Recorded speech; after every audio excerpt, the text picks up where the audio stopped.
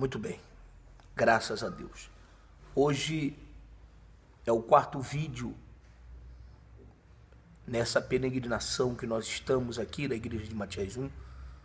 Hoje está aqui o Márcio, o obreiro Douglas, o pastor Jean, está a esposa do Márcio, a minha esposa, está o Rafael, que está aqui também, minha filha, enfim.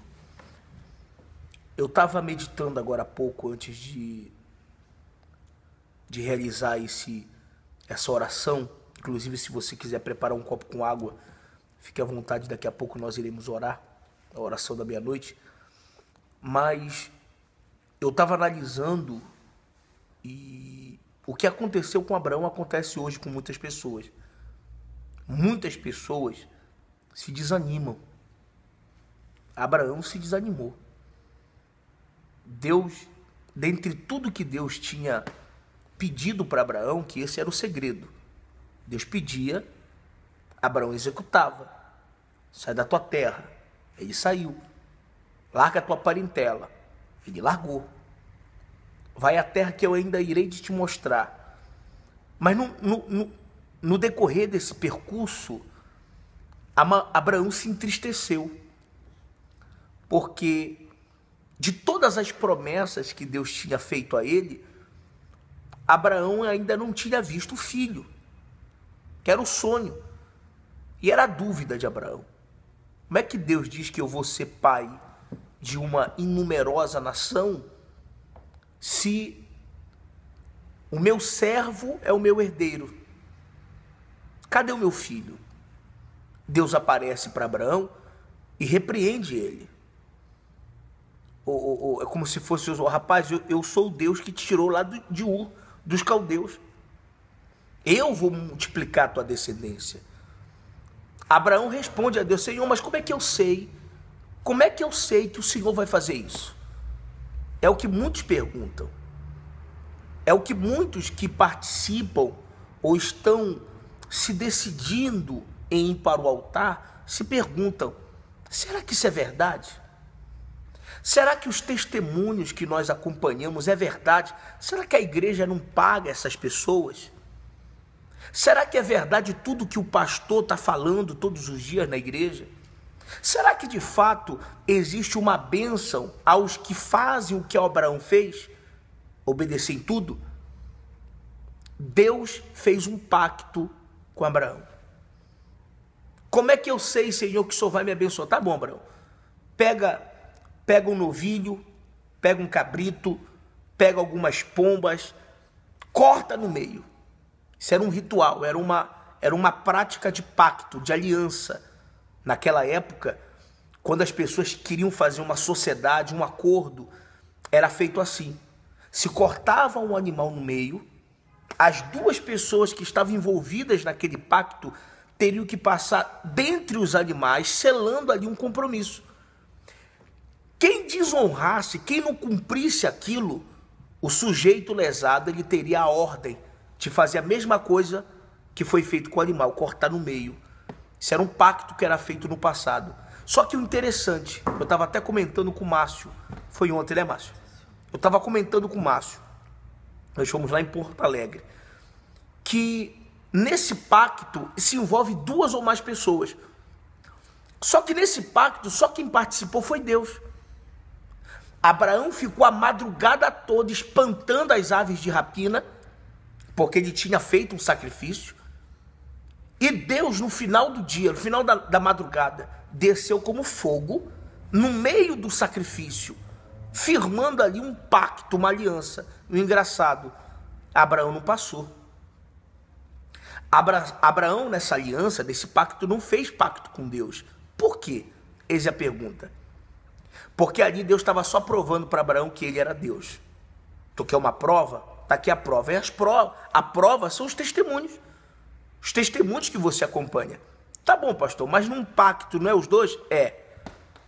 E qual foi o pacto que Abraão fez com Deus? Quando Deus pediu Isaac.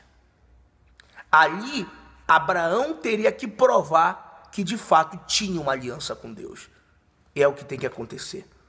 Essa fogueira santa de Israel é para você provar para Deus que de fato você confia nele. Se de fato que o que está em primeiro lugar não é o casamento, não é o filho, não é a vida econômica, não é a vida sentimental. O que está em primeiro lugar é Deus. É ficar na total dependência de Deus. Não somente no que você vai colocar no altar, mas na tua espiritualidade, na tua vida com Deus, na tua comunhão. Quando nós falamos colocar a vida no altar, é colocar a tua consciência.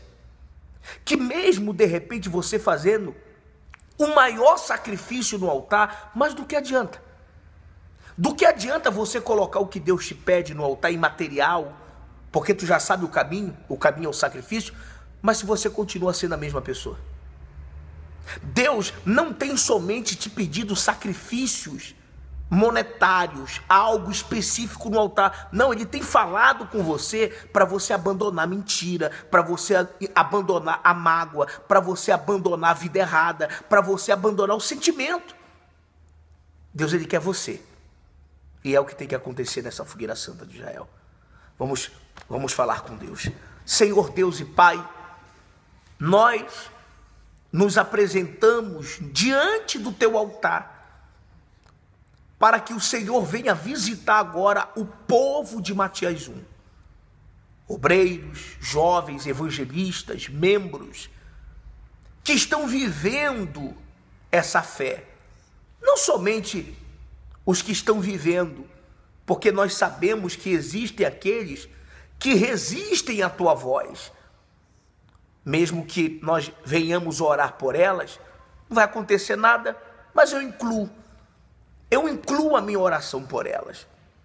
Mas eu venho pedir aqui, meu Deus, para que o Senhor venha fortalecer a fé dessas pessoas. Como Abraão, que passou a madrugada toda espantando as aves de rapina que queriam tocar no sacrifício, que queriam impedir que Abraão sacrificasse a Deus.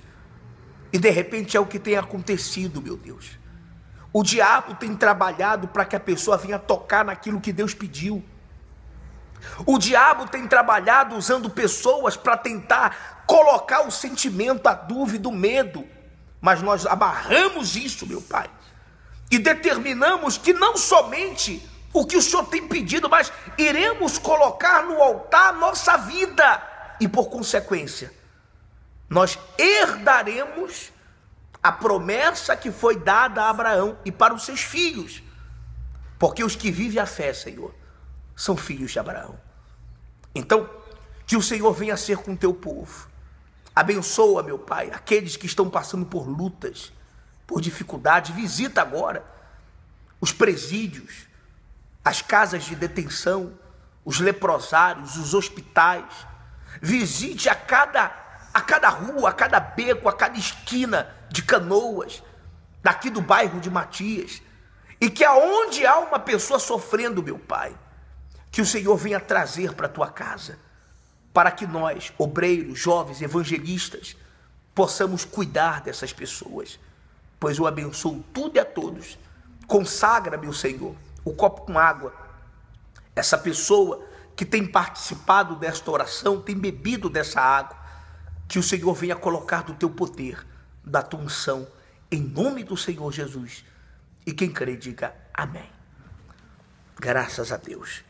Bebamos juntos da água. Graças a Deus. Amanhã nós retornaremos com mais uma mensagem de fé. Deus abençoe.